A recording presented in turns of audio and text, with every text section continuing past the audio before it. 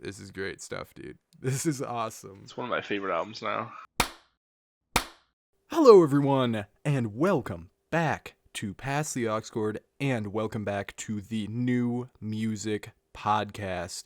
We are doing something a little bit different this week because it was a ridiculously slow week in music. Like, nothing super popular dropped at all, and nothing really of significant note outside of one album that we're talking about this week. So it's kind of a crazy one, but we're talking about some stuff that came out over the month of May, and I don't believe any earlier than that, but either way, some stuff that we didn't get around to that we had to chop off of other episodes and didn't really want to chop them off, but it's just kind of how it worked out. So we're doing a little bit of catch up this episode, and we're covering some kind of niche things that are really interesting. Do you want to tell them what albums we're talking about this week, Micah? Yes, sir. But first, I want to mention an honorable mention that we probably should have talked about, but I forgot to say anything, and I didn't notice it until like recently, like yesterday. Oh. So we didn't have enough time to let it marinate. But there is a sludge metal, I think that's what they're called. Yeah, sludge metal outfit called Thou that dropped an album called Umbilical, and that shit ripped. Oh, okay. Okay. That's my out-of-pocket recommendation for this week. All right. Well, you know what? Maybe we'll slap it onto a future week then when we have an opening again, because that sounds pretty cool, and I honestly wasn't aware of it. Yeah, it's pretty good. Okay, sick. And then, but for this week, we have Turnabout with a new EP, Mortem, Solis. Turnabout recently left Haunted Mound. Yes, first project since the departure. Yeah. And then we have The Marias, which is a fairly new synth pop, bedroom pop, indie pop, insert tag here, pop band. Yes, indeed. With their new album, Submarine. It's got the blue cover. Has to be good, right? Blue cover. Blue cover. For sure, for sure. And then a band that I'm more familiar with, I believe, Wallows. Yeah, a little indie rock thingy. Yeah, they dropped Model. Yes, they did. And then, that came out in, like, May 24th, so it was, like, 2 weeks ago? Yeah, about 2 weeks, and we did debate on including it or not, and ended up not doing so in favor of, I believe, Hotel Pools, just because we wanted to listen to that one a lot, so. Yeah. Yeah. And then this one that we just missed, and we really regret missing it. Yeah. That's Dynamic Shroud with Galen Tipton. Do you like music? Yes. Correct. Yeah, correct. And then this one was a This Week album. Jack Name, Fabulous Soundtracks. I don't believe so. I think this came out about 2 weeks ago. Oh, yeah, no, I'm tripping. It might have just dropped on Bandcamp first, because I didn't listen to it fully while it was on Bandcamp, but I don't know when it came out on streaming, whether it was right away or not, but it's on streaming now. Yeah, it's like fairly unknown. It's pretty cool. Yeah, same label as Trans Upper Egypt a few weeks ago, or well, a few months ago at this point. So same label, that's how I knew about Jack Name, but we'll get into more about him later. Yeah, they dropped May 17th on stream. Okay. Yeah, so a little while back now. And then we have a different sludge metal project, 10-Ton Slug, coming at us with Colossal Oppressor. Yes, sir. I believe there was something weird about this album coming out. 10-Ton Slug. Is it their first album or like? This is the first album by this independent project. I'm not sure who any of the other members are off the top of my head, but I think the vocalist is also the vocalist of Bolt Thrower. Yeah, that sounds right. Yeah. And dude, this band name is awesome. Yeah, dude. It's so great. But let's get started off with Turnabout's EP, Mortem, Solis. Snow, cold, ride, cold, down, low, go.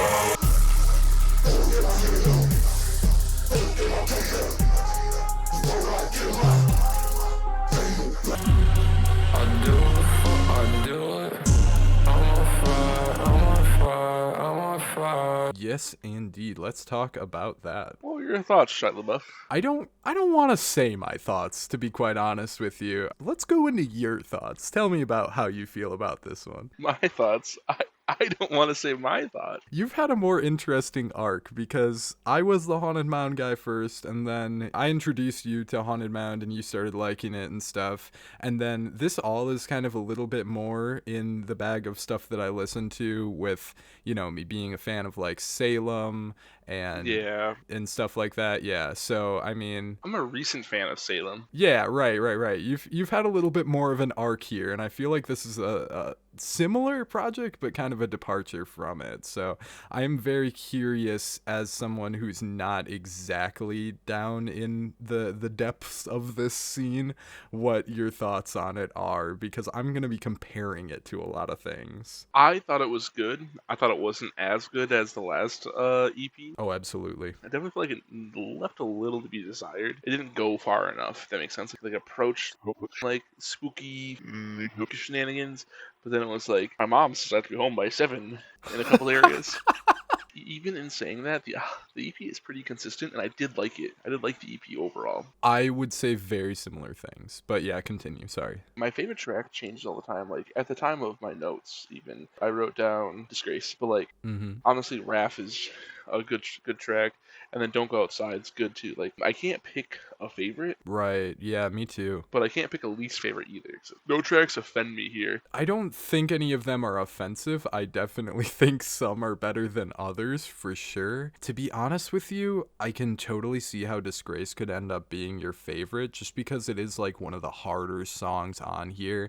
I think it's a little bit jarring with the back and forth between the actual hook on here and the verses, so there's something a little bit unappealing about it to me. It is a pretty consistent project quality-wise, and I think that there's not a ton of like real high highs or low lows. It kind of does its thing. Yeah. And honestly, the Disgrace was like least favorite to favorite a couple times until I settled on like liking it. Right. Do you have any thoughts to add? So this one's interesting. I really feel like this is a case of pretty poor execution of amazing ideas. So it kind of balances out in this odd midsection of, wow, this is a really neat thing, and then it's actually hitting my ears and I'm like, ugh, that's a little weird. I'd agree. Yeah, I think the main thing that's bothering me is Turnabout's approach to rapping on here. I just don't think when he's rapping, it's really coming across as very convincing.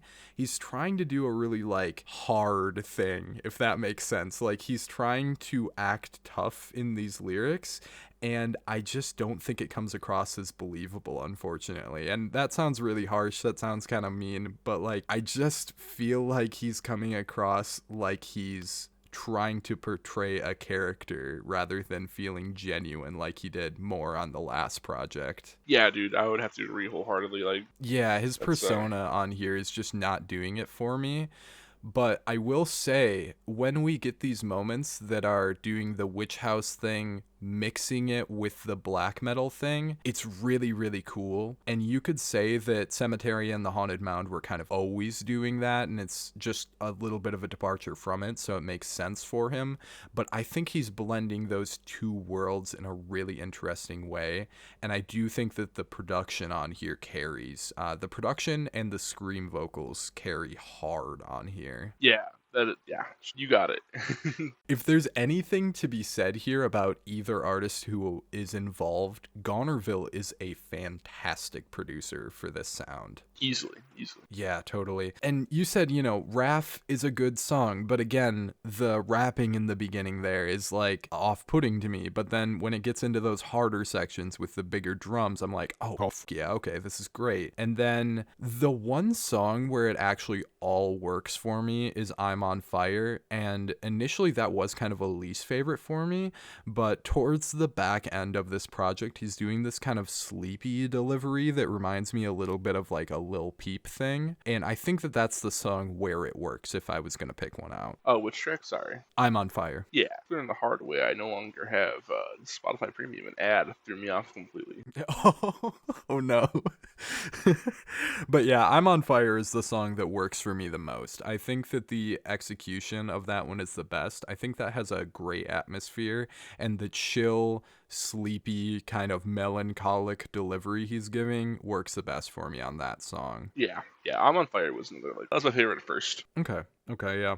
I've let this one sit with me, especially when I was driving. I've let it play multiple times. Yeah. Yeah, I kind of approached his last EP the same way, but honestly, this one's a better headphone listen than a car listen. I would agree. Yeah, I put all these albums in headphones and some of them in car because some of them it's legal to.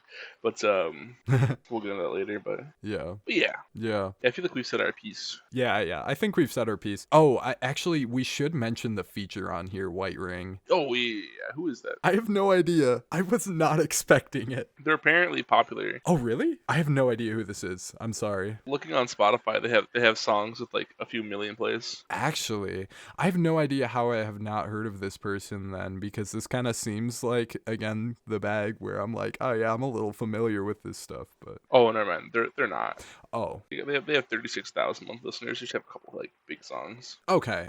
Maybe it's like a TikTok thing or something. I don't know. But either way, yeah, White Ring sounds good, I guess, on Don't Go Outside. Yeah. It's so strange. It's so strange, man. What an unexpected moment. Yeah, dude, I was not ready for it. I was like, who the fuck's this guy? Yeah, right? Just totally comes out of nowhere. But yeah, I think we've said our piece on that. I went with a 68% on this album, or EP rather. I went with that classic 69. Nice. Okay, so we are really on the same page.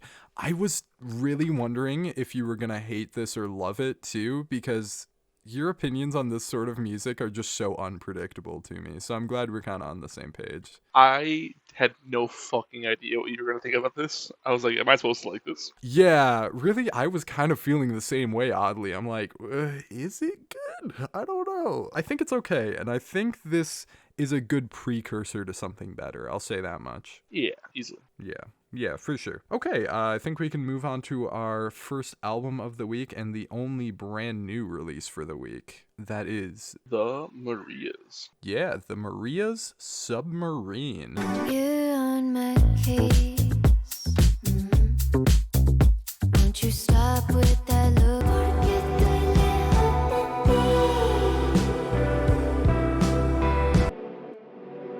We've been here long before.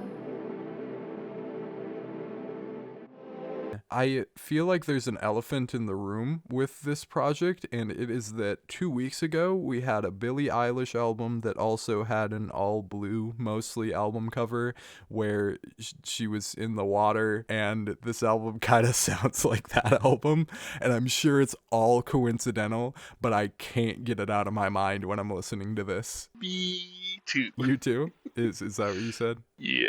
Yeah. Yep. Yeah. So this recently lost its mustier like star. Yeah, it was back and forth all week. I know people have been pretty like on it. It's like where are you on this album? Because this is more my bag. I think I enjoy it quite a bit, but I don't know if it's something I'm gonna really come back to. I think that there's a lot of really interesting and really cool ideas on it. I do love that it has this like flowy, watery atmosphere that you would guess that it would from the album cover. I think that's super cool. Lots of great bass usage on here, and I think there's some really potent, emotional, or just some really great sounding moments on the album that I will walk away remembering. But I think that there's almost as many songs that I'm just okay with. Me too. That is exactly. You took the words out of my notes. yeah, Like, yeah. You were dead on, my guy. Like I'm just gonna come out and say it. This is a really really good 7. yeah. Okay, I can mess with that. Like it's my score factors into a lot of my reasoning. 78 is what I ended up with. So like I was like, oh sure, okay. it's a good project, but it doesn't quite make that jump to be in like the 80s or 90s even, because it's just like, yeah, this is bedroom pop. Sometimes like, yeah, this is pretty good. Like, sometimes it's like, whoa, what track pretty good. This would be a really really good EP. Yeah, that's so true. If you took the best songs from this and made them into an EP, that shit would be fantastic. Yes sir. Yeah, absolutely. I'm kind of trying to look through and see what some of the big standouts for me are. Yeah, I forgot to pick a favorite track. The Closer is definitely my favorite track by a little bit. I just really love some of the potent lyricism on that, and honestly I feel like it's a little bit of a simpler track than some of them are, if I'm not talking out of my ass right now. Then again, like, it's just really blissful and elegant and sweet, and I did love that one for that reason, for sure. Yeah, I'm stuck between Run Your Mouth and Paranoia. Those are my two like highest rated tracks. Oh, really? Okay. Yeah. I think we're kind of feeling the same way for different songs then, interestingly enough. I think Run Your Mouth was a pretty decent one, and then Paranoia, I actually didn't really dig Paranoia all that much, but Didn't dig Paranoia. yeah, it was a relaxing song to me. I definitely noticed that, and it's nice in that way, but I think it's more one that's just a chill pop song and not a whole lot more. Understandable. It's reminded me of Crumb, Oh, fair. like a good Crumb song. Fair. It sounded like Crumb in its primes, and I like Crumb in its prime quite a bit. Okay, that makes a lot of sense because you're kind of the crumb guy of the two of us, and I've always just been like all right with it. Yeah. Yeah, definitely. I don't have a ton more to say about this album. Like it's good. It's good. Gave it a 78. Yeah. Could be better. Room to grow. Based off their scores, they are improving. But I'm definitely excited to see what's gonna come out next. Yeah, for sure. I feel like there's a masterpiece buried in here, but I don't know if this is gonna be our peak for sure. I think that it's good though. Definitely. It has its strong moments. Yeah. Yeah. I actually went with a 74 on it, but I think it could grow to be around where you're at. Yeah. It took a minute. Yeah, if you were to average it out with numbers, I mean, I'm at a 7 out of 10, a strong 7 if we want to melanify this score. But yeah. I'm looking at the fucking similar artist tab, and I'm just like, oh yeah, okay, that makes sense. Oh yeah. Fucking Men I Trust, Clario, The Scary Jokes, Rex Orange County, Gus Dapperton. Did you just call Clario? Clario. I meant Claro.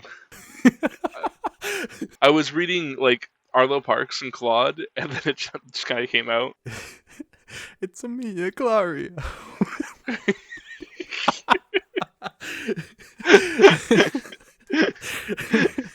Fuck you. Alrighty. Alright, up next we have easily the best album of the year. What? Wallows model? Yep. Yeah, okay.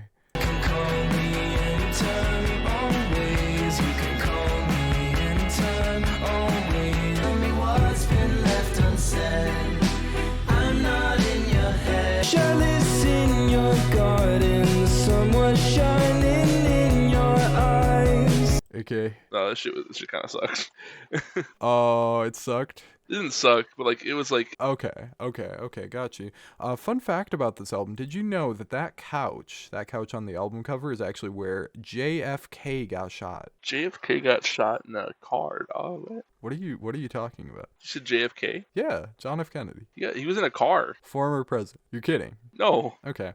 Well, yeah, I think this was pretty mid overall. I Well, no. really Go back liked- to the couch. Fuck this album, bro. This album's mid. Okay, that's it. Suck with this couch. Where did you read that? It's gray. It's a couch. Yeah, well, like, why did you just say that to me? I need to talk about this more. I need to know what's going on. You see the window behind it? Yeah. Yeah, that's where John Wilkes Booth was. What? Are you fucking with me? No. What? What are you talking about? Are you fucking with me right now? What is happening? What the fuck? Yeah, that is the couch where Abraham Lincoln got shot. Fuck you, you son of a bitch. He was I was like, what fucking mean? He was watching a play in his convertible on that couch. Oh yeah, my bad. On that couch. On that couch, Makes sense. Yep. right there. Did you know that the world is actually just like on a floating turtle on that couch? Yeah, I did actually. Good.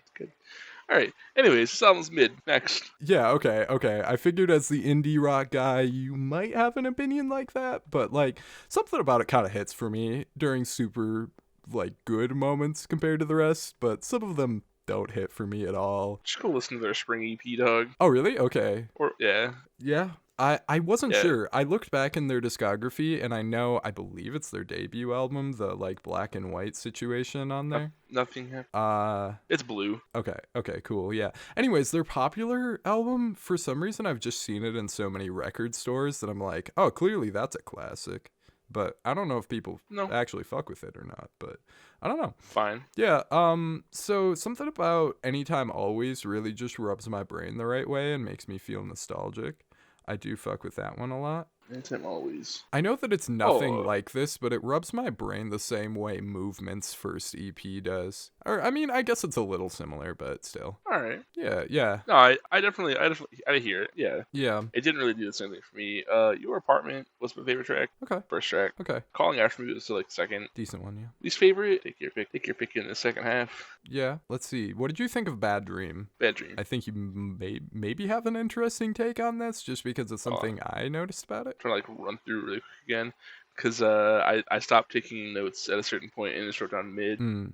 Yeah, I ran this in the car multiple times, and it was nice in that setting. Yeah, I didn't give it a car listen. I gave these all a lot of time in the car, but I was just spending a lot of... Bad Dream's fine. Bad Dream is fine. Yeah. One thing I specifically noticed about this one that I thought maybe you would pick up on is the Mac DeMarco influence is massive and extremely heavy-handed on that song. Welcome to Indie. Okay, that's fair. Yeah, you kind of have a point there. I didn't notice it because it's everywhere. That's so true, actually. The moment when I listen to Mac DeMarco with you and I'm like, oh, this is why Sea of Lettuce sounds like that. Yeah, and I was like, oh, dude, wait, isn't Sea Lettuce, are they American or Canadian? I believe they're Canadian. I don't know, actually. Then it's just lateral DeMarco. I was gonna say American DeMarco, but it's just Lateral DeMarco. That's insane. Yeah, I don't know. I think this has some like little nostalgic vibes that I absolutely fuck with, but for the most part though, I think that this stuff is pretty dime a dozen. Yeah, I'm also just glad that the band no longer has the connotation of, oh, it's the guy from 13 Reasons Why. Oh my god. Oh, really? I had no idea. Yep. Oh. Yeah, well, I think it's the guitar player. I think there's vocals sometimes. They're big like YouTube. This is YouTube core, by the way, just so you know. Oh, okay. They're big YouTube core single. I think it's These Days and 1980s horror film. Their whole EP is just YouTube core, but These Days was like their big one, I think. Let me fucking send you a YouTube link. Okay. Wallows. I should have sent this to you in the past, but I got. Okay. Just go watch that really quick. It's like 3 minutes long. Or watch it with you so it's fresh. Okay. So wait, is this from his like first or from their first EP or like what's going on here? Yep, first EP. Okay. The guy on all the way to the right when their heads first come up, that's the guy from 13 Reasons Why. Okay. Okay, sweet. Yeah. Am I supposed to listen to the rest of this? I kind of forgot what I was getting context for. Yeah, I forgot to, so you don't have to. Welcome to Wallows. I forgot. This sounds exactly like the rest of this album, now that I'm hearing it. So it kind of, at least they're staying consistent. This is alright though. This is a little vibe, a little dream pop indie rock thingy. Yeah. It's cool. It's 28. It was 2018. Fine. Yeah. Okay. Cool. Oh god, that's right. Dayglow blew up. What? I'm just getting reminded of YouTube core, and I forgot that Dayglow like blew up. Yeah. Right, yeah. All right. Anyways, yeah. What would you say? Do you have like a specific least favorite or anything else you want to say about this one? Or are we just gonna kind of be like, yeah, this is alright? Yeah, this was alright. Alright, yeah, this was alright. I give it a 69. I gave it a 58. Ooh, oh, okay. Well, Yeah. fucking Mr. Indie Rock aficionado over here on Yeah. hater mode. You're not Mac DeMarco. Get out. Bro thinks he's Mac DeMarco. No, yeah. Are you Alex G? Get out. You know what? Nah. If this was something that I had heard a lot of oversaturation of in the past, I think that I would hate it a lot more. But since I've been passively exposed to this music more than I've been actually paying attention and exposed to this music, I think that, you know, it just gives me some little fun vibes that I'm not all too terribly familiar with. You know what I mean? Yeah.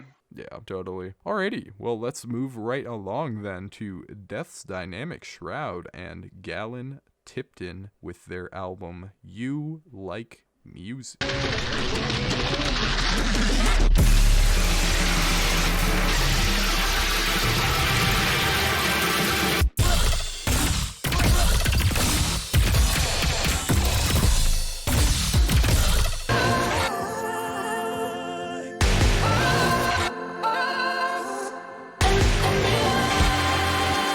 They're right. This is really good. How dare they? How dare they underestimate me? I love music. Well- How dare they underestimate me? God damn it. But how would they know? How would they know? This isn't even music. This is computers. Yeah, I'm not gonna lie. The album cover, These are computer sounds. like, just off glancing on it, I was like, oh yeah, like, it's like a transformer. And then, like, you look closer and just faces everywhere. Fucking, oh my god. It's faces and computers. They're molesting computers. This isn't music. Good. Molest Music has guitars in it. How would they know? the computers even harder. This shit was good. How would they know? How would they know? This sounds like what my grandson listens to. It's not music. This ain't real music. This is computers. You're a computer. I'm a computer. I shouldn't have said all that. This is the best album I've ever heard. Actually. Not actually. I'm being exaggeratory. I don't think that's a word, but I'm exaggerating. Statutory. Yeah, whichever one of those. Don't be statutory. Don't be statutory. Don't be statutory with computers. So this is really, really great, and it's totally different than anything I've heard Death's Dynamic Shroud do, although I haven't really, like, paid attention to all of their, like, fan club mixtape stuff, which I believe is how this started, which is, I believe, how it went under my radar. But this is not, like, this is definitively not Vaporwave anymore, which is interesting. That's intriguing. They're doing something totally different. Yeah, this shit sounds like Machine Girl. It does sound like Machine Girl a little bit, yeah. And I really like Machine Girl. You really like Machine... Yeah, you do really like Machine Girl. And I really like Death's Dynamic Shroud, though. So, like... I am still somehow yet to dive into Machine Girl, so I'm so sorry for that, so I can't make the comparison. But I think that I also love Machine Girl based on what I have heard. Yeah, bro, this shit fucking rips. Yeah, it's actually pretty incredible. This is, like, just good. Yeah. It didn't blow my dick clean off because I had to save myself for a different album this week. Oh, but this shit was really good. It was really good. It's almost perfect. I don't know how to talk about this. It fucking was like, whoa. Yeah. You guys can do this too? Yeah, right. It is really a totally different bag for them, and I guess that's kind of what they've been gradually trending towards, is something entirely unpredictable and unexpected. If I think about it, really the big project that pivoted them in any way is my favorite from them, Faith and Persona. But then after that, you had a pretty full pivot into just something entirely different with Dark Life. And then more and more, every time Death's Dynamic Shroud drops, you just have no idea what you're going to be listening to. Like, they were at one point like the king of Vaporwave, and now they've just kind of transcended the genre entirely. I have to imagine that's partially because they're collaborating with Galen Tipton here, who I'm pretty much entirely unfamiliar with. But I've never heard of them. Not once. What the fuck is going on upstairs?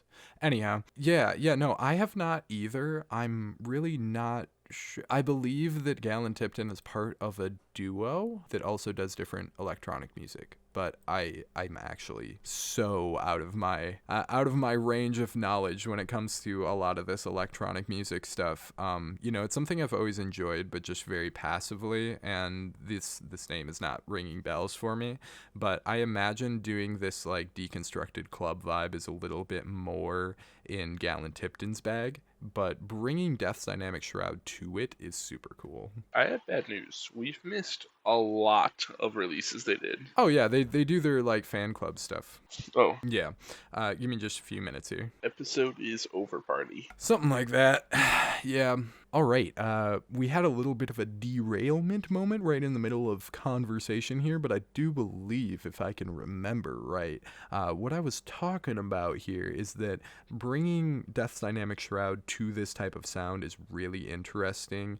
And I was also going to say, you can see little trademark parts of their sound, the vaporwave stuff that they've always done, and any of the departures from it, but it's really just an entirely new thing other than those elements. Yeah, this chicken has Riz.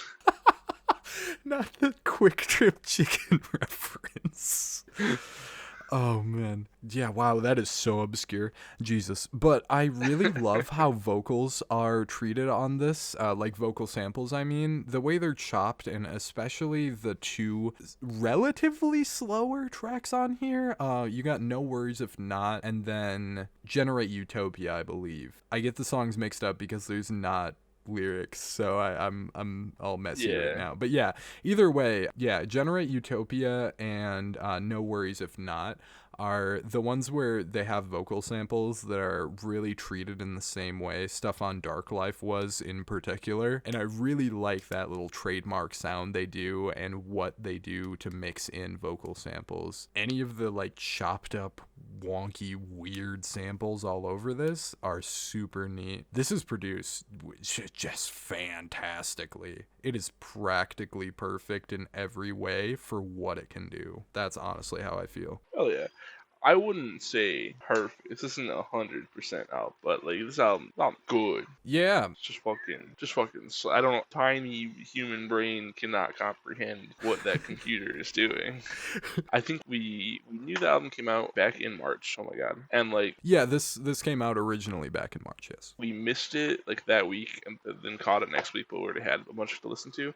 So I've been listening to it since then. I think, right? No, so we've been checking it out since May when this became an official release. Yeah, so their whole release thing is a little bit confusing because they do mainline albums from time to time, but what their, I don't know if you would say their main focus, but what kind of their main focus is these fan club albums that come out every month, and then sometimes those albums become official albums basically, so that's why this is on streaming and everything rather than just for the like monthly fan club thing. I think they did it with a few others recently, or at least they got pressed to vinyl. But either way, that's what the Death's Dynamic Shroud release schedule looks like, is they're literally dropping things monthly, so keeping up on it is damn near impossible. But yeah, this is one that like became an official album. And it's so crazy that like, you know, these aren't necessarily throwaways, but they're just kind of doing stuff, you know? And then it becomes something this awesome. Like, what are we doing, guys? That's insane. Yeah, bro. Fucking.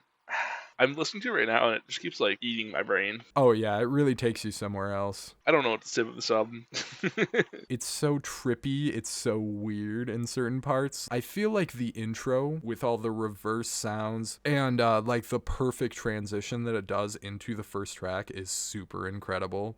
And at that point, you know, you get this intro track that's just a couple minutes long, if even that, and you're already like fully immersed into this project, and it's really just gonna take you for a ride past that point. I don't think it gets unengaging at any points.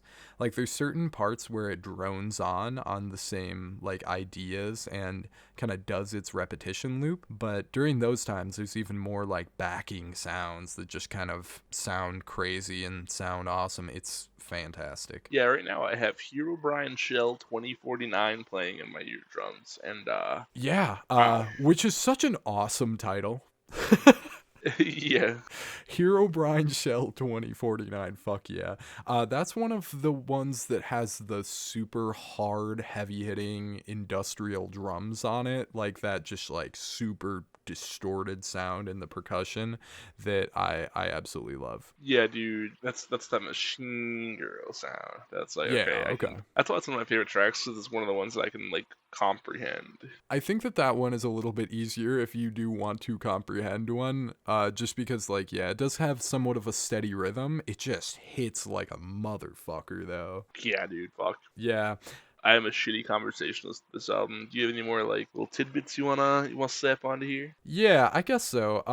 I really love how I was gonna say dynamic, and then I realized that's in the band name, so that would almost be corny. Anyhow, I really love how dynamic this album is and how many different places it takes you. You have some songs that are like almost chill that break up this like super hard-hitting, trippy trance of an album. I mean, even just picking favorites for each type of song on here is kind of hard for me, because you have Hero Brian Shell 2049, and that was gonna be the one that I pick as my favorite, but then you have No Dream Smoke Trip towards the end of the album, which kind of does the same sort of thing, and honestly, like those contrasting synths on this song just sound fucking demonic. It's so awesome.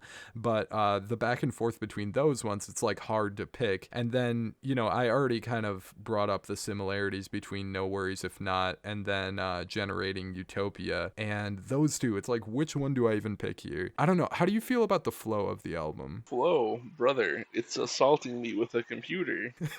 Possessed by the devil. Yeah, it's honestly something like that. And that's awesome. It is awesome. The hell. Yeah. Hell yeah, dude. It's fucking great. I think that it's a little bit weird how they approach the closing of this album, because No Worries If Not sounds like a closer, and then it ends on this kind of like sweet melancholic type of note. But then you get Full Body 2 flip, which I guess Full Body 2 is a different electronic act entirely, and they're doing a flip of one of their songs. I didn't get full context for this, but it sounds so like cinematic, and like that song's a fucking action movie, dude. Hell yeah. Hell yeah. I don't really know. I don't know. I feel like listening to it, I'm like, oh, there's so much to say about this. But then it's like a fucking dream, dude. It just comes and it takes you in, and then it goes, and then you're like, wow, I sure do want to listen to that again. It's awesome. It's so good. It's so good in like every context I've listened to it as well. It took me like 4 listens to even know what the fuck was happening. That's absolutely fair, yeah. When this first got like fully released and like very publicly released, I remember playing it the same night, if not the next day, and I was just a bit tired, and the fucking first 2 tracks hit you, and it's like, whoa, okay, I'm gonna go to bed and I'm gonna listen to this tomorrow, because what is this doing to me right now? I fucking feel you. Yeah. I was like listening to it in the car, talking about it. Like came on in the background because I was listening to the playlist in the car. I talked to my wife, and I had to be like, all right, hold on, let me just fucking change this so I can actually focus. Oh yeah, having a conversation while this is on is practically impossible because of how immersive. Yeah, I should stop. What? Yeah, I should stop then, probably. Yeah. Yeah, no, that's totally fair, yeah. I do think that maybe it's just a little easier to gather thoughts if you don't have it on, because like, whoa. Whoa, indeed. I've tried to do the one ear in the headphones, one ear talking to someone while listening to this, and I'm just like, yeah, no, this is not gonna work. I'm gonna pause the music. Yeah, bro. Yeah, it's like so brain stimulating. It's all just like itching your brain in all the right spots, and so completely immersive. It just takes you to a whole different world. Death's Dynamic Shroud just has something so special about them. They're special little guys. And seeing them perform live was such a trip. I saw them open for George Clanton, and talk about a show that has a weird little vibe to it. I mean, you would think it's just like a regular DJ set type situation, but they are singing some of these samples. Like 2 of the members are on stage. I should know their names, but I'm blanking right now in the moment. One of them is playing bass during certain tracks. One of them is singing during certain tracks. There's crazy lights happening everywhere. It's so wild. And really, you just can't get something like this anywhere else. You can get it in hell. To hell, computer demons. Computer hell, which is a cool fucking place. It's a cool fucking place, man. They're bringing you to a whole different intergalactic space station with this one, brother. I should have never spoke that shit. Now I'm stuck in You Like Music. No, that is so accurate too. Oh my god, the album cover is just like, what am I tripping on, bro? Technology. Tripping on technology. You mentioned it looks like a transformer, and then it's a bunch of faces, and it's like, oh my god, there's so much going on. It freaked me out, bro. I'm not ready for it. Not ready for it. Oh my god. Not ready. I'm glad this is a sober episode. I would have fucking freaked out. Yeah. I am glad also that you did not take far too much THC into your body before recording this. Yeah, I know. Even listening, I would have panicked. Yeah, I ran out. totally feel that, because this is so like overstimulating almost, just while you're listening to it in a absolutely clear mind. Are we ready for scores? Yeah. I think so. Well, do you have like a favorite and least favorite? I think I kind of said mine, but My favorite was the Herobrine one. you're okay. Very close for me as well. Do you have a least favorite? No. It's kind of hard to pick one. Yeah, I went with Drifting on Bethel just because I always pick one, and that's the one that sticks with me the least, I think. But there's so few here, which also is kind of cool. We could go on a tangent about that, but I suppose we don't even really need to. They're pretty much all perfect songs. I went with a 96%. I went with an 80. You went with an 80? 80. Just clean 80? Clean 80. I was like, this is an 80. Pretty good. I like it a lot. You know, It's not like, go ahead. don't execute me. You know, I knew that this wasn't going to be on like the top of our list, and I'm not saying that I inflated my score for that reason. I really considered giving this a perfect score and then ended up not doing so.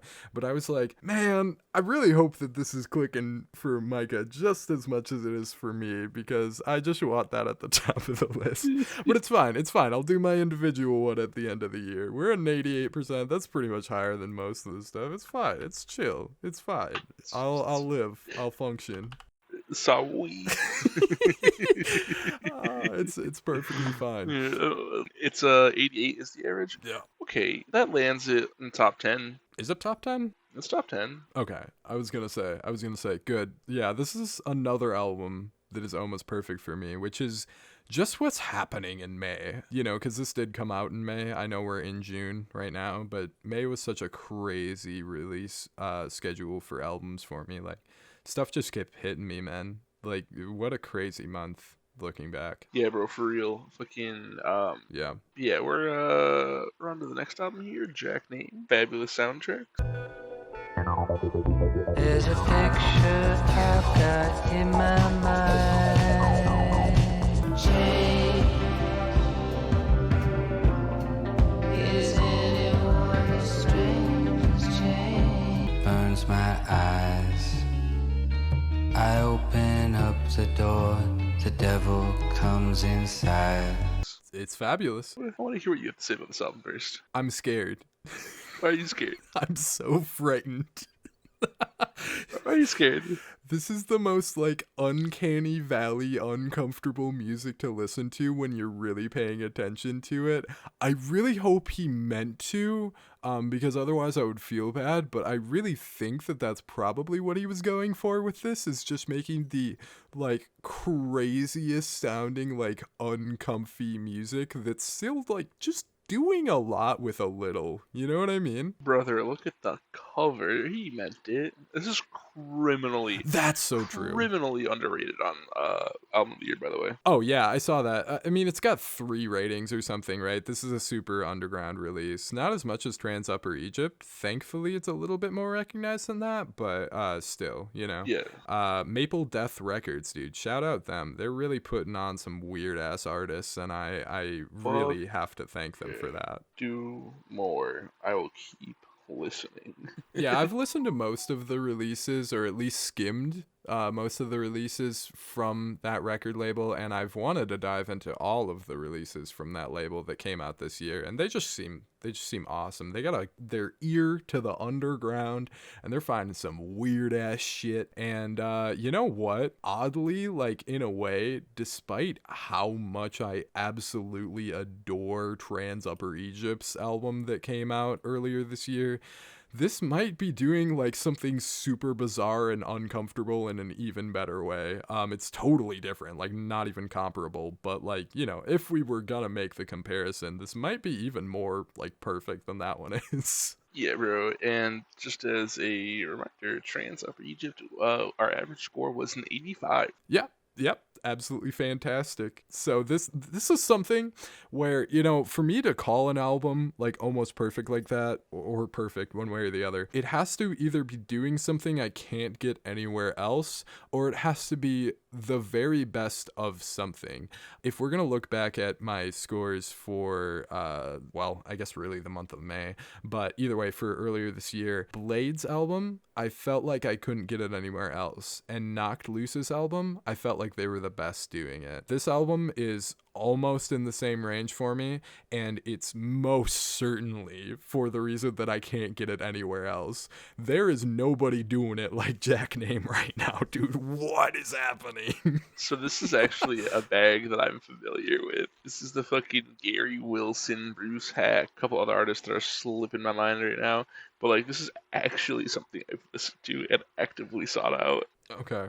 And there's more. I thought I ran out. There's more? I ran out. Well, I'm glad you didn't run out. I can't imagine anybody quite approaching it like how this album approaches this, though. I mean, certain tracks are, like, bringing me weird nostalgic memories that like aren't quite nostalgic, but there's like some sort of childhood memory that I'm relating to them that I can't quite place.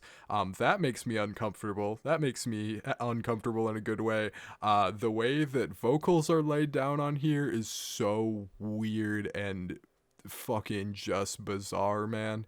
Whether it's the really subtle stuff or like the demonic pitch shifted weird moment that we have on the opener. I mean, dude, like there's just nothing that I've heard that's really just quite like this. Bruce Hack is like the closest, and when did fucking Bruce Hack last drop? Fucking Bruce Hack. What? Oh, is he not an album of the year? That makes sense. He wasn't an album of the year. Let me like try to find it really quick. Also, like some super underground stuff. That makes sense. I kind of like he's the fucking guy for the fucking synthesizer. Oh, there he is. I found him. The synthesizer Okay, acoustic thingy going on here, you mean? Yeah, I think his like last actual drop it was in 2001, but his 1970 album, The Electric Lucifer. What a name. Dude, I've been trying to get you to fucking listen to this for a long time. They fucking said to you. Really? I don't even remember that. Well, I'm gonna listen to it if it's anything like this, because this is fucking fantastic in the weirdest sort of way. Yeah, it's the same album, but this was made 54 years before. What? So it sounds completely different Okay. because the technology didn't exist to do what he's doing. You know, I'm seeing there might be an influence happening here, because even... There is an influence. Okay. Is it, like, very definitive? Because, yeah, like, the way there's religious imagery happening here, but yeah. Let me pull up the Electric Lucifer. I'm listening to the Runaway Girls right now because that's one of my favorite tracks on this fucking album. I'm sitting with Big Monsoon and In a Violet Twilight. Oh my god. Ugh. Big Monsoon is Bangers. really cool. Yeah, I don't know. I can pick anything out of this track list and be like, no, that's my favorite. Pretty much everything's like near perfect. Okay. National Anthem to the Moon on that album that I just sent you is kind of like I'm hearing it. It's just overall, like you just definitely hear the fucking influences. I feel like Bruce Hack is almost more electronic, funnily enough. Okay, yeah. Well, there's a lot of songs on this album, this Jack Name album, I mean, that are pretty raw and like mostly focusing on some acoustic stuff. Yeah, it's more grounded and organic sounding at certain moments. I found the track. It's this. Okay, cool. It's Song of the Death Machine. Whoa, what a thing. This was marketed as a children's album, according to a source I cannot remember. So I could be wrong, but it's my headcanon at the very least. There's something about this that kind of rings in the same way. It's like very innocent but sinister under the surface. You know what I mean? Yeah, dude. This shit's fucking in your closet. Yeah, dude. Okay, no. Big Monsoon that is exactly... I'm hearing like a one-to-one fucking like inspiration from here. Bruce Hack to this. Okay, cool. That one seems the most like grounded in reality. It's kind of this like folk acoustic. It has a chorus on it, I do believe. I really love the repetition of miles and miles at some point on there. Like that's one of the few second moments that just like gets all the way under my skin and into my brain and into my fucking psyche, dude. I was reading that like on my notes as I said it, and I'm like, oh god, okay, hi, hello. This is like some shit we can start a cult with. Yeah, dude. The cover of this is so cryptic as well and really serves the album well. And that's, again, I don't want to keep making the comparison because these albums are nothing alike, but that's something I said about Trans Upper Egypt as well. So I guess just kind of when you're in this weird, obscure bag, the album covers are just amazing. And I love this, like, cat mask and glove. These objects seem like they have context, but I don't get to know what the context is. Nah, dude. Context, schmontext. It's like, did you happen to wear these while murdering a person? Correct. Is that a possibility? That's where my mind goes. I feel like there's certain albums that make you feel like you're getting chased by a murderer or something scary like that. I've really gotten kind of into the depths with like intentionally disturbing music before. This one makes you feel like you are the murderer. Yeah. Yeah. Yeah. Yeah, there's something very psychological about this one. Yeah. Dude, this fucking album, I'm gonna say it, blows my dick clean off. off. There we go. Takes it and blows it into the fucking stratosphere. There you are. There you are. There we have it. That's a meme that we haven't used in a minute now, so you know that it's something special.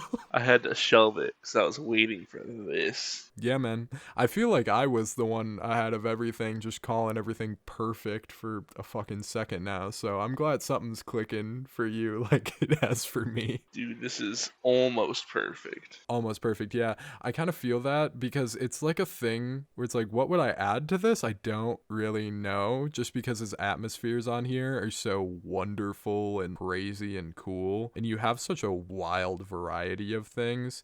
But at the same time, there's something where it's like a little rough around the edges at just certain points that I'm like, I don't know. I don't know if it's quite absolutely perfect, but maybe the imperfection actually adds something. I don't know. Adds to the, like, spookiness of it, but give this man more money and he's got a 10 out of 10 album in him. Oh, for sure.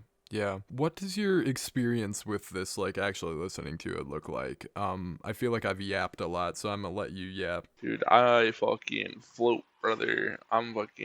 It's dripper drowning, brother. I'm floating with the cat mask in the hand that we cut off of some guy. Yeah. Just like, this is my fucking vibe, bro. This is my weird fucking mental illness music. Neo psychedelia is the genre tag. And I'm like, oh, whatever, I guess. Sure. Call it that. Sure, that'll work. That'll do, pig. That'll do. But there needs to be more people releasing stuff like this. Like, this isn't the same kind of, like, the closest thing I can compare this to. Human Being music, One O Tricks Point Never, and Lil Yachty's Let's Start Here. It's just like, what the fuck? And the Lil Yachty Let's Start Here is my wonky comparison, because that one just fucking, where'd that come from? Oh, yeah, right. If you are to compare this to anything contemporary, it has to be something where it's just out of its own little bag, you know? Yeah, it's other people, like, fucking having a mental breakdown. For sure. Just taking you someplace else. Looking at his other album covers, Weird Moons from 2015, it's just fucking plastic vampire teeth. That's fucking sick. Yeah. Go listen to all those. Been meaning to check the rest out. Definitely want to. I definitely want to see what a progression to this point looks like, because I can't picture that. I have no idea what I'm gonna hear. I don't know either. Specific songs maybe that you want to pick out of the mix and say something about? Oh yeah, Big Monsoon. Big Monsoon? Okay. Big Monsoon's my favorite. In About Twilight's really good, but like Big Monsoon's easily my favorite. Okay, I don't think it is for me. The opener really does something strange for me. I think the moment that it set in just how bizarre this is gonna make me feel is when the vocals get pitch shifted with that particular song. When he gets possessed by the devil. Oh yeah. And, with how much devil references and angel references and just biblical imagery across the whole thing, yeah, it does kind of just seem like a possession is occurring here. Man, the kind of people who make this kind of music have just seen God. That's very possible. That's very possible. This is kind of an ego death situation happening here. Yeah, on that topic, the devil comes inside might be literally talking about getting possessed. Yeah. I was trying to pick apart lyrics here. I don't think they're written down anywhere in the world. I feel like I need to see this written down to have a solid opinion on the lyrics, you know what I mean? I was picking up everything I can. I'm not gonna lie, I was just fucking vibing with it and just like transcending. Absolutely transcending. Fuck, dude. I don't even know how to approach this. This one could get its own video, but again, I kind of feel like I just need those lyrics in front of me. There's like some sort of concept that's happening here that's probably going over my head, and I sound like a dick. This genre is like, needs some video. Like, we'll like find like a collection of a couple albums and just talk about this kind of outsider music. Yeah, that would be fun. I'm working on a disturbing music thingy. This definitely goes on there. And again, I mean all of these things as compliments. There's a little part of me that's like, what if this is just supposed to be regular music? You know what I mean? What if this is like an outsider music vibe where it's like... Yeah. That's what I'm thinking. I think he's just thinking exactly what he thinks is good. It is good. And, he's right for the wrong reasons, if that's the case. Sir. Amazing stuff, man. Just love it. One of the more notable songs I think on here is In a Violet Twilight. Yep. Yeah, because it's I think the longest song on the album. It's a pretty short album, even if it doesn't necessarily feel that way. Oh, is the album short? But yeah, I think that's the longest song on here, In a Violet Twilight. Yeah. This album's only fucking 36 minutes long. Yeah, right? Wait, no. In a Violet Twilight's one of the longest songs, not shortest songs. I think I misspoke. I meant to say longest. Yeah, it's the longest by quite a bit. Yeah. Okay. That's what I meant to say. I don't know why I said shortest. I guess I'm just getting my shit confused here. But yeah, either way, that one kind of feels like a big centerpiece moment. It's really doing the most that's like separated from the rest of the album, I feel like. This main kind of lead to the instrumental. I mean, what did you think of that? Like the way that it kind of drones, I guess. So I had a dick, and then it got blown clean off. Precisely. Fuck, man. Yeah, that one feels like walking through a castle at night. Does that make any sense? Oh, yeah, like a haunted castle with fucking Right. haunted by the devil from the Bible. Yeah, right. It's like a horror game, but it's like medieval setting. That's what I'm getting. It's like a horror game that's not supposed to be a horror game. Right. Minecraft.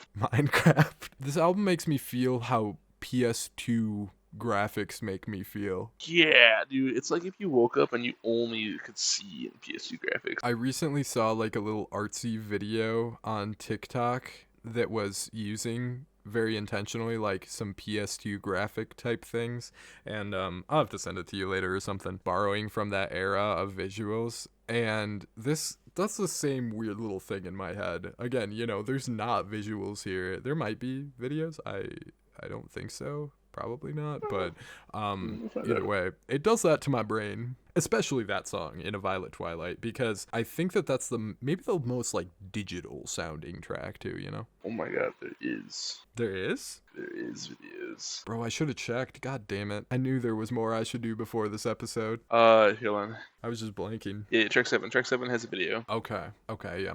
That one's one of the shorter ones, so. Let's watch it right now. Okay. You know what? Let's do that. What better time than the present? This is assaulting my eyeballs already. I also have a cursed YouTube video as my link to YouTube, so I'm really just into it right now. Here's also the links. Make it easy. Okay, I got it. It's okay. All right, I'm watching this. Let me know when you get done with it. I'll let you know. All right, I finished it. Okay. Yeah, we got done with it about the same time. It looks like Walking in the Park at Night also has a music video. Oh, Prayers Ascending to a Kitten in Heaven looks like it might, unless that The devil comes inside. The Devil Comes Inside. That's an official. That's an audio. Okay. It's got a photo. It's got a photo of the devil sitting in a windowsill. God, dude. Okay, look. The visuals that I was just seeing confirms that this is supposed to be as spooky as it is. So now I feel better about myself. This is a perfect album. I changed my mind. Perfect now? It's perfect now. I changed my mind. Okay. That was fucking incredible. Yeah. Are you dropping a 100 on it? Is that your score? Final answer? Final answer. That was fucking amazing. Right. I'm somewhere else now. I don't even know how I'm gonna get back to this episode. Yeah, same. I watched a little bit of Prayers Ascending to a Kitten in Heaven, and I broke. I'm done. Broken. Gone. Yeah, dude. What the fuck? What the fuck? This is so cool. Oh my god, bro. I'm just so glad I pulled this out, dude. I'm so glad that Maple Death Thank you. signed him and like put this album out there anyways. This is marvelous. Fuck yeah, Jack Name, dude. This is so cool. Oh my god. I'm losing my mind. My 2 100s are Jack Name and Kamasi, Washington. Mine are Knock Loose in this, and you know, maybe I have religious trauma. I think that's what we're finding out in this episode. Me too. I'm not gonna lie, I'm gonna go to my favorite albums and add this to it. It's actually good. Oh my god, dude. The Adult Swim vibes. Do you know what I mean with the music video? Yes, I know exactly what you fucking mean. It's something completely intangible, but it's just, you can just smell it, dude. Like, there's just something there, and there's something about it. Oh my god. Oh, I'm fucking having a moment right on the podcast. This is the best fucking shit, dude. God damn, Jack Name. You are the bomb.com, brother. Fuck yes. .org, .edu, .gov, .gov, all of it. .gov, thebomb.gov, thebomb.edu. Oh my god. This motherfucker has a playlist of favorite albums, and it's Car Seat Headrest, Alex G, Earl Sweatshirt, Daniel Johnston, and now Jack Name. You are the most mentally disturbed individual I have ever seen, Micah. They're genuinely my favorite album. Well, I honestly haven't really dove into Alex G and Daniel Johnston all that much, but the rest of these are now some of my favorite albums as well. I do absolutely love Twin Fantasy, and I Don't Like Shit, I Don't Go Outside as well. So here we are. Fucking what a moment. I knew I should have told you to save this one for last. I knew I should have. You know, I'm glad it's not, though, because naturally, just how YouTube works, viewership falls off. So we'll have statistically more people right now than we would at the end. Well, But I mean, everything's fantastic this week. So I was just kind of like, I don't know, I'll just sort it by recency. that's fair. That's fair. Yeah. Okay. Shit. Okay. All right, fucking going back to the podcast after this, like, fucking mental moment. Plug your score into album of the year right now. I want Okay. to see what it is with our two 100s. Okay. I think we bump it up to an 80, me and you. Fuck yeah, dude. Let me know when you plug it in. Okay, it's there. 82 we're at now. All right, sweet. Okay, good. You know, I never know how to go about this, but like, Puzzle Teeth recently hit us up. Y'all are awesome, by the way, if you just so happen to be seeing this. Fuck yeah, Puzzle Teeth. Fuck yeah. Similarly disturbing artists, but either way, I never know if I'm supposed to like go message people and like fucking bother them. I feel like I shouldn't. So Jack Name, if you happen to be seeing this, if you happen to like look yourself up, you're awesome, dude. Hell yeah. Hell yeah. All right, do we want to move on to our last album for the week? No. But yeah. Okay. 10-Ton Slug, Colossal Oppressor.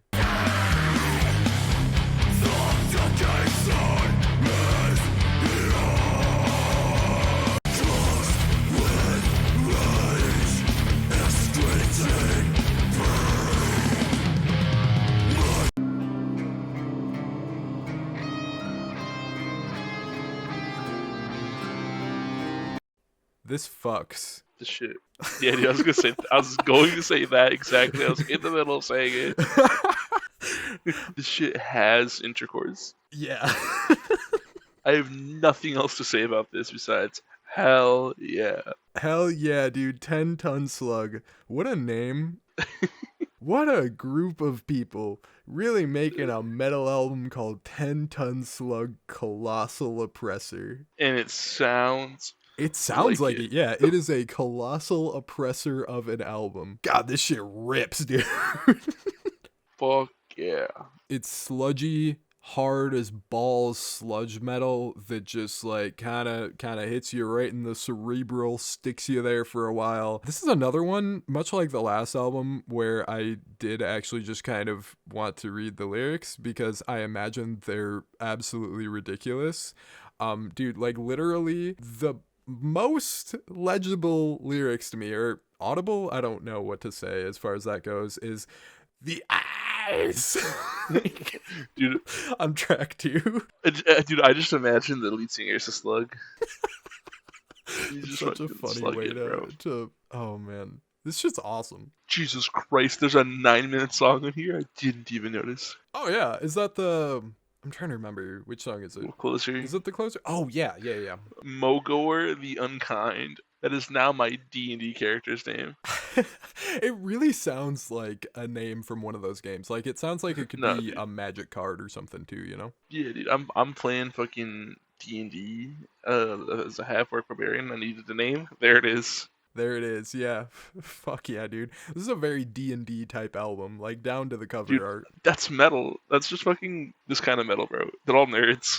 Yeah, that's so true, actually. This really does get in the, like, fantastical, weird, metal, fucking, just, I don't even know. It's this vibe, exactly. Like, it's really cool. It's really fun. I love it. This is some pillage a village kind of shit. Yeah. As a slug. So you just slug all over it. Yeah, dude. Man, a 10-ton slug. What a picture to have in your mind. They're really putting that picture in my mind.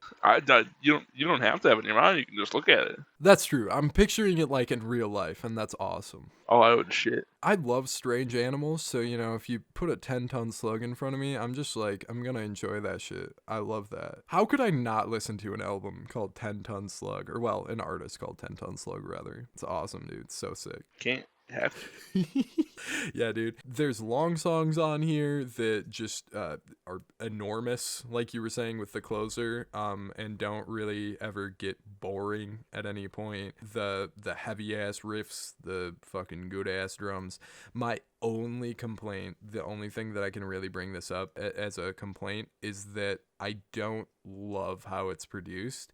And it's a little bit better than the standard for like commercial metal and stuff, but it's still kind of doing the thing where there's heavy emphasis on the guitar and vocals, and everything else gets a little washed out. You know what I mean? Yeah. Yeah, I agree. it's unfortunate, because otherwise I think that this isn't like blowing my mind or anything. It's not like a super significant sound if it did end up produced a little bit better, but I would be much more likely to often revisit it if it did sound a little bit crisper on all of the instruments. Yeah.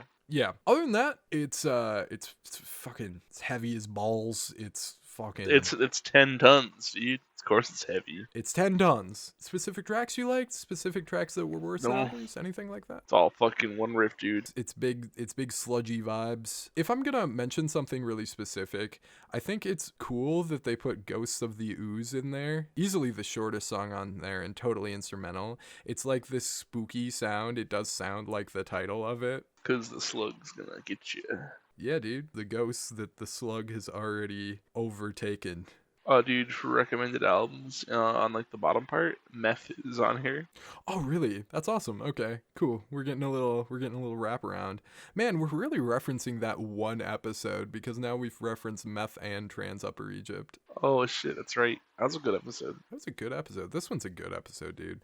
I love when we can do these little underground albums, because sometimes it's just more interesting to discuss. I don't think we have anything super interesting to say about this one, but it gets a wholehearted recommendation from me. Same. Yeah. What was your final score ended up being? My final score ended up being an 80 on this. Just like a clean, really good. You know what I'm saying? Hey, you won't believe this, but I plugged in an 80 this morning. Oh, you're the same on it? Okay, sweet. All right. Awesome. Okay, that is super cool. I'm glad. Wow, it's a pretty good week. We got Wallows in bottom place here with a not exactly notable album model. 63.5%. Does have a couch on it. The Maria's Submarine, definitely worth checking out for sure. We ended up with a 76% on that album. And then we have in our middle spot, awesome little sludge metal thing with some lighthearted kind of, well, I guess not lighthearted, but it's like not taking itself too seriously, and it's kind of awesome for that reason. We got 10-ton Slug, Colossal Oppressor, 80%, great stuff. Stuff that's somehow even greater up above it.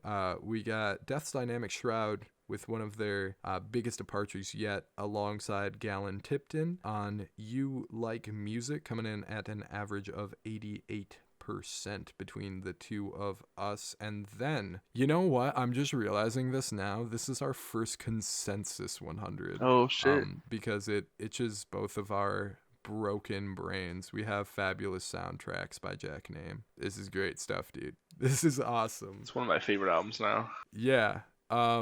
Alrighty. Well, this has been a long episode. Thank you for sticking in here until the end. We would greatly appreciate it if you could drop a like on the video, maybe share it around with some friends, but most of all, subscribe to the channel and turn notifications on for more music-related content coming your way. And also, watch out for us next week. Notable artists Charlie XCX and Aurora. Oh, yeah, true. We got Charlie's album coming out next week. That's hype. I changed my profile picture. Oh, I noticed a bunch of people doing that. Yeah, you had to join in on the meme. It's a moment in history. I don't know how to. I fucking it's bootleg human. What I fucking You could just put human. I don't know. not boot. Boot. Anyways, yeah, Brat by Charlie XCX coming next week, so that'll be hype. And like you said, yeah, Aurora 2 should be interesting. So we got a little bit more that's interesting coming out in like the actual kind of mainstream, the like semi underground, I guess, that are actually going to be brand new releases. Honestly, dude, you know, as much as the releases have slowed down, and that's kind of like, man, where are all the good, like, brand new hype albums going? Because there's just not that much coming out that's announced for the rest of the year. I'm kind of okay with it, because if we can just do this, if we can just keep doing this, dude, this is awesome. Fuck yeah. Underground artists that dropped this week have been awesome. So I think that's going to wrap it up for this episode. Micah, do you have anything to say to the people before we head on out of here? Goats. Goats? No, goat. Goat. Okay. Well, that's pretty wholesome, and we'll see you next time.